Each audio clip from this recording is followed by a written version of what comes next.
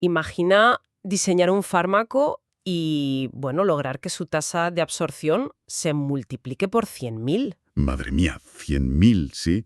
Es que suena a ciencia ficción. Totalmente. Y lo mejor de todo, es que no lo consigues inventando una molécula con propiedades mágicas o, no sé, aplicando una fuerza bruta química que sea insostenible. Claro, sino engañando al propio intestino. Eso es, engañándolo para que utilice sus barreras defensivas en su contra.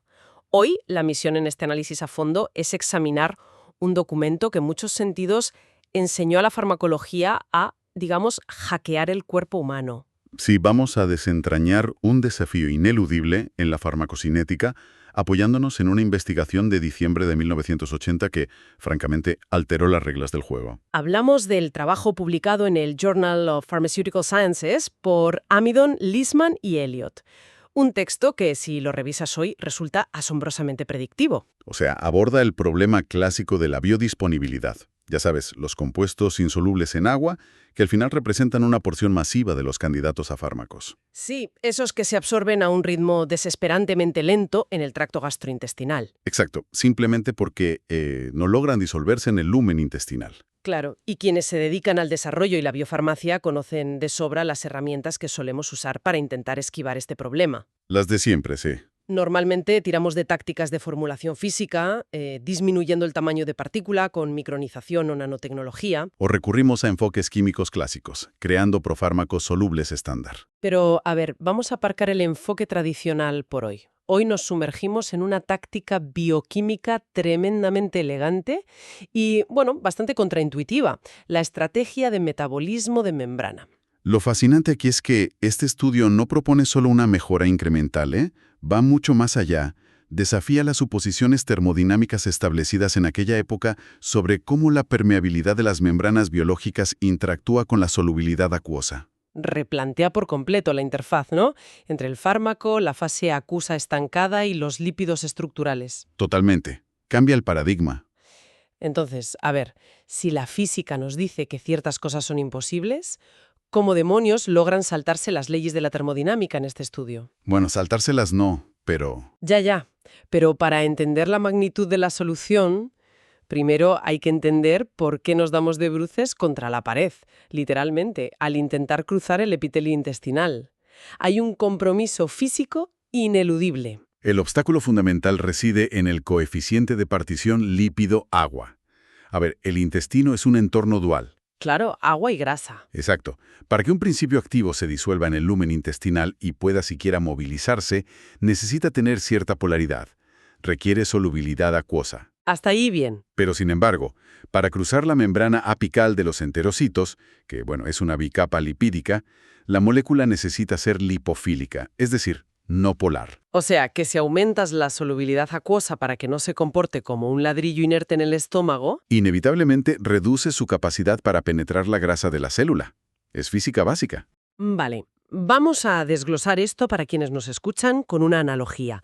Es como intentar diseñar un vehículo que sea simultáneamente el submarino perfecto para cruzar el océano del intestino y, a la vez, el avión aerodinámico perfecto para atravesar el cielo de la membrana lipídica. Muy buena analogía, sí. Mejorar una característica arruina la otra por completo. Es el problema del juego de suma cero. Si a un fármaco insoluble le añades un grupo funcional polar y voluminoso, no sé, como un fosfato, creas un profármaco que se disuelve en el agua del intestino con una facilidad pasmosa. Sí, la solubilidad puede dispararse en varios órdenes de magnitud. Pero el precio termodinámico a pagar es altísimo. El coeficiente de partición se desploma por completo. Claro, te quedas con una cantidad masiva de fármaco disuelto flotando en el lumen que rebota contra la pared celular. Exacto. Rebota porque ha perdido toda su permeabilidad intrínseca. Y aquí es donde un formulador físico puro podría argumentar, bueno, si logramos disolver muchísimo compuesto, forzamos una sobresaturación masiva en el lumen y obligamos a que el fármaco cruce por pura fuerza bruta. Ya. Por la fuerza del gradiente de concentración. A ver, la sobresaturación es una herramienta válida, pero tiene limitaciones cinéticas muy severas que este artículo pone sobre la mesa. Porque es inestable, ¿no? Claro. Un estado sobresaturado es, por definición, termodinámicamente inestable.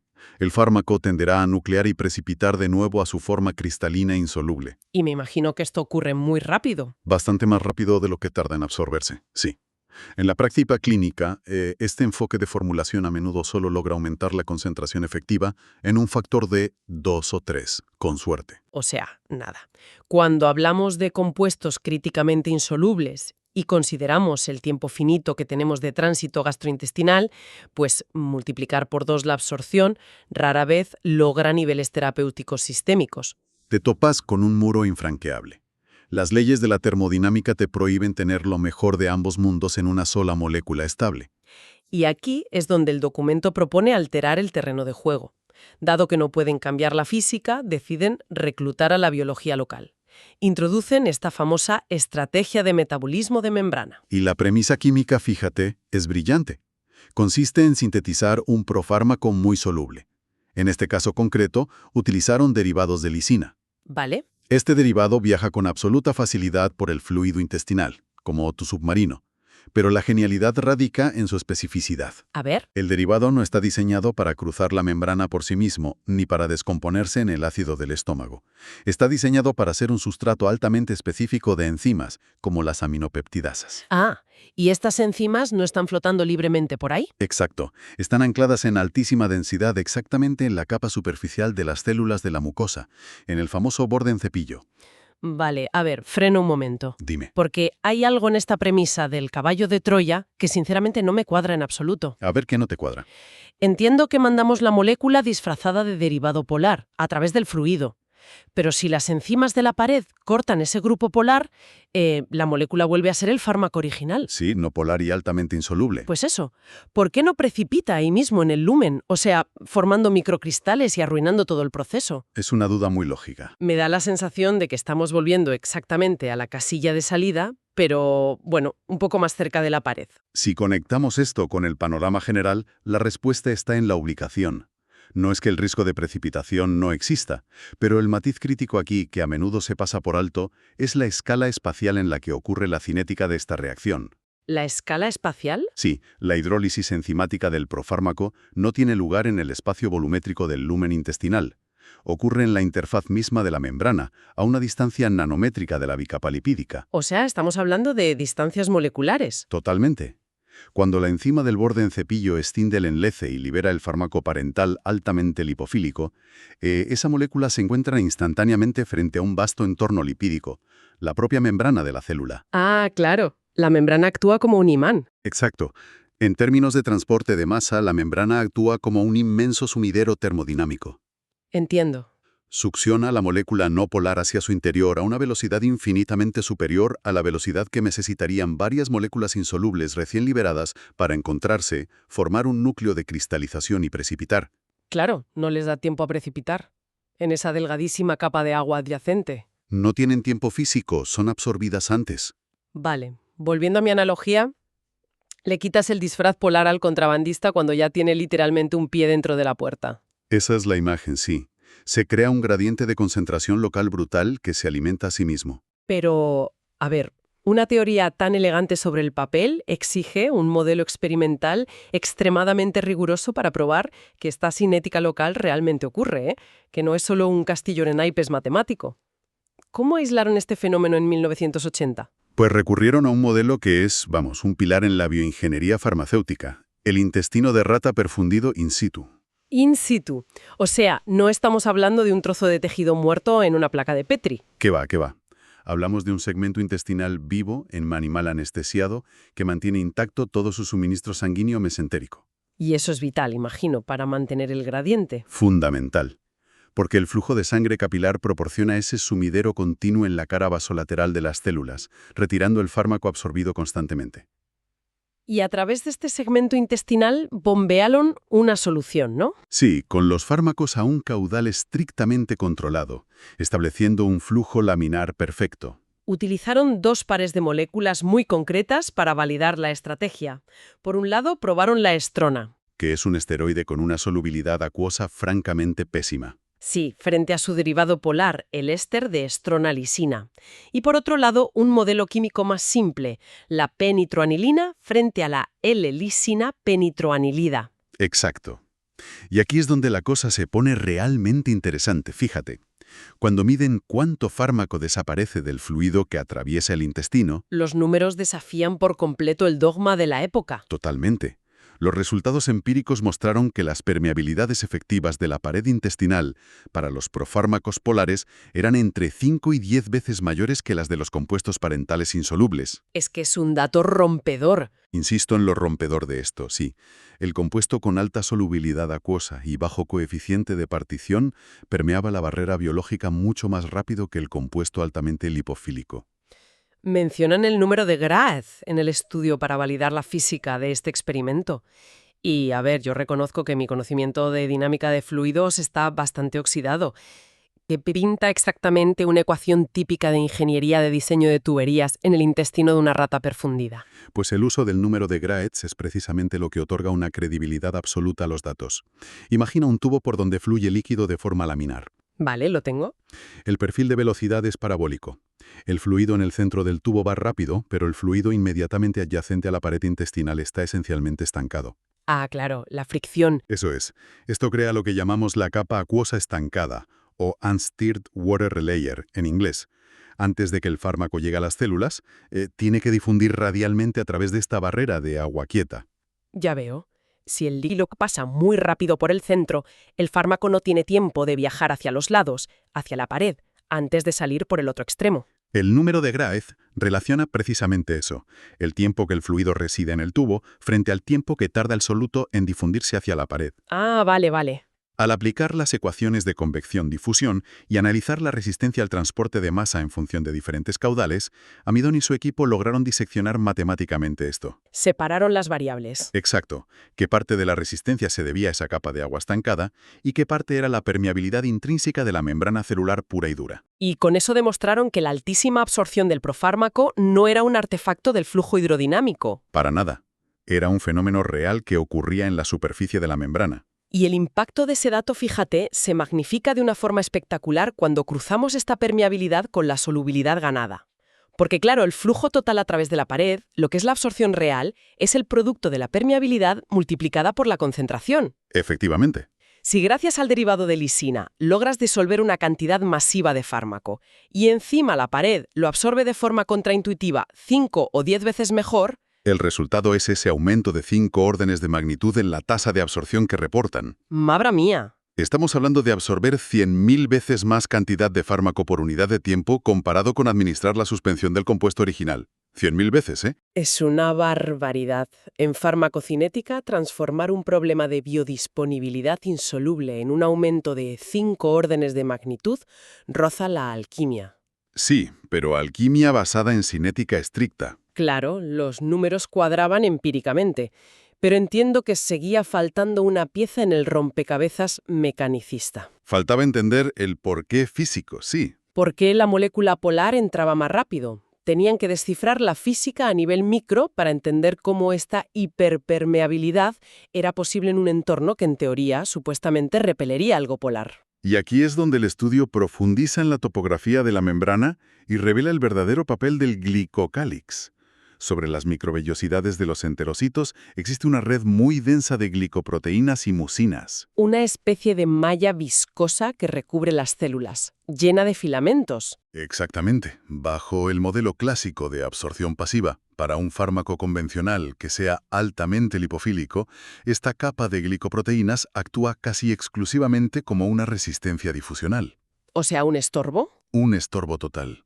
Es una barrera engorrosa que se suma a la capa de agua estancada, ralentizando el viaje de la molécula hasta que por fin alcanza la bicapa lipídica subyacente. Para la absorción tradicional, el glicocálix es un problema. Pero claro, la película cambia completamente cuando introducimos nuestro profármaco diseñado para reaccionar, porque esta malla de glicoproteínas no es solo mucosidad inerte. Que va, está densamente poblada por las enzimas del borde en cepillo. Y el modelo cinético demuestra precisamente eso. Para el profármaco derivado de lisina, esta capa viscosa deja de ser una barrera para convertirse en un reactor químico altamente eficiente. Sí, la cinética nos dice que la velocidad de hidrólisis enzimática en esta interfase es mucho mayor que el propio proceso de difusión acuosa. O sea, la molécula no tiene que atravesar lentamente toda esa barrera pasiva navegando ahí a la deriva. No, en absoluto. Llega al borde, la altísima densidad enzimática la atrapa y la transforma instantáneamente en el fármaco original, que es hiperpermeable, y lo deposita casi directamente sobre la bicapa lipídica. En términos de modelado de transporte, esto significa que la reacción enzimática desplaza el sumidero. Ya no está en el interior de la célula o en la sangre, sino en la propia capa superficial. Has dado en el clavo. La capa de glicoproteínas actúa como un sumidero perfecto que mantiene un gradiente de concentración altísimo y sobre todo constante. Impulsando continuamente más y más profármaco polar desde el centro del lumen intestinal hacia la pared. Exacto. Al anular la resistencia de la capa de agua estancada mediante esta conversión enzimática acelerada, la permeabilidad efectiva del compuesto, pues, salta por las nubes. Para cualquier persona de la industria que esté escuchando esto y se dedique al diseño de formulaciones hoy en día, yo creo que esto es un recordatorio brutal de la importancia del contexto biológico. Sin duda. Porque a menudo se descartan derivados químicos en fases tempranas de desarrollo clínico, como ciertas amidas o ésteres, simplemente por ser considerados demasiado estables. Sí, un químico de síntesis podría ver que el compuesto no se descompone fácilmente en el ácido del estómago y lo descarta directamente. Asumiendo que nunca liberará el fármaco original a tiempo. Y esa ha sido una heurística muy común en la industria, ¿eh? El temor a crear un profármaco que sea tan estable que termine excretándose completamente intacto. Claro. Pero este documento nos enseñó que esos enlaces estables no son necesariamente un callejón sin salida. De hecho, pueden ser candidatos ideales si sabemos qué enzimas específicas están esperando en el tejido diana. Totalmente. Cambia la topología entera del diseño de profármacos. Pasas de un diseño centrado en la inestabilidad química general a uno centrado en la vulnerabilidad enzimática localizada. Demostró que no hay obligación de elegir entre solubilidad acuosa y permeabilidad lipídica como si fueran, no sé, enemigos íntimos. ¿Se pueden tener ambas? Sí, de forma secuencial y en el lugar exacto, siempre y cuando el diseño químico aproveche la topografía enzimática del cuerpo humano. El gran logro del equipo de Amidon no fue solo sintetizar moléculas absorbibles, fíjate, fue la demostración mecanicista de cómo el borde en cepillo opera cinéticamente en presencia de compuestos a medida. Unieron la ingeniería molecular con la hidrodinámica del intestino vivo, que se dice pronto. Para romper un cuello de botella biológico que parecía dictado por la termodinámica fundamental. Y esto plantea una pregunta importante al revisar literatura histórica tan potente. Queda patente que modelar la absorción de fármacos exige pensar más allá de los tubos de ensayo y de las cámaras de difusión estáticas. La biología no es un plástico inerte. Para nada. Las barreras biológicas, a diferencia de los polímeros sintéticos, esconden puertas traseras reactivas.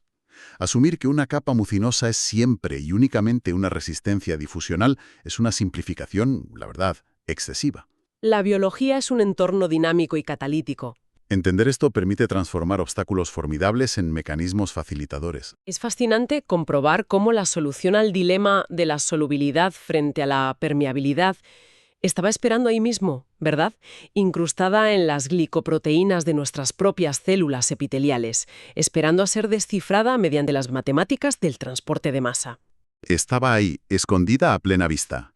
Este análisis nos recuerda que, a menudo, el avance científico más innovador no requiere descubrir un mecanismo biológico completamente inédito, sino poseer la audacia técnica para reclutar un mecanismo ya existente y hacerle realizar un trabajo para el que nunca fue diseñado por la evolución. Sí, jugar con sus propias reglas. Y esta arquitectura de pensamiento nos lleva a una reflexión profunda para finalizar este análisis del documento de 1980.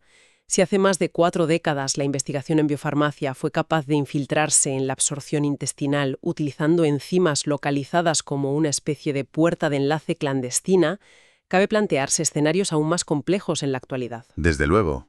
Existen en la anatomía humana fronteras inmensamente restrictivas, fortalezas defensivas de un orden mucho mayor que la pared intestinal. Pensemos en la barrera hematoencefálica, que blinda el sistema nervioso central y rechaza implacablemente innumerables tratamientos neurológicos y oncológicos vitales. Un reto mayúsculo, sí. Posición de fuerza bruta química para atravesar lípidos, sino empleando un camuflaje enzimático localizado similar, convirtiendo los escudos más infranqueables del cuerpo humano en las llaves precisas que nos permitan curarlo.